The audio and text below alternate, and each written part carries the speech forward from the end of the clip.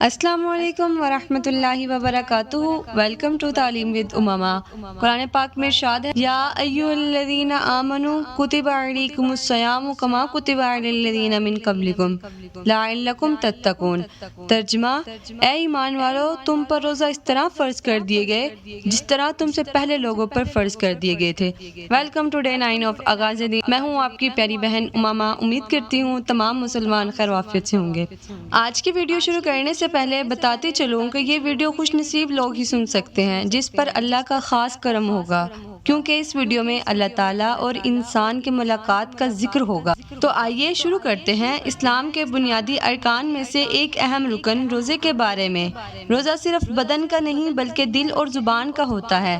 جب ایک مومن اللہ کی رضا کے لیے اپنی بھوک اور پیاس اور خواہشات پر قابو پاتا ہے تو گویا وہ اپنے نفس کو یہ سکھا رہا ہوتا ہے کہ اللہ کی محبت ہر چیز پر غالب ہے۔ آپ صلی اللہ علیہ وسلم نے فرمایا، اللہ تعالیٰ اپنے بندے سے 70,000 ماؤں سے زیادہ پیار کرتا ہے، یعنی روزے کا اصل مقصد اللہ کی محبت اور تقوی حاصل کرنا ہے۔ روزہ ہمیں صبر سکھاتا ہے اور دوسروں کے غم کو محسوس کرنا سکھاتا ہے۔ جب کوئی بھوکا ہوتا ہے تو اسے یاد کرتا ہے تو اس کو محسوس ہوتا ہے کہ دنیا میں کتنے لوگ ہیں جو روزانہ بھوکے سو جاتے ہیں۔ آپ صلی اللہ علیہ وسلم نے فرمایا، روزہ میرے لیے ہے اور میں ہی اس کا اجر دوں گا۔ یہ وہ خاص عبادت ہے کہ جس کا اجر اللہ تعالیٰ خود اپنے دست کرم سے عطا فرمائے۔ اور افطار کا وہ لمحہ جب پہلی کھجور منہ میں جاتی ہے اور دل کہتا ہے یا اللہ، یہ روزہ میرا تیرے لیے تھا اور تیرے ہی حکم اختیار کیا، وہ لمحہ بندے اور اللہ کے درمیان قرب، محبت اور ملاقات کا ہوتا ہے۔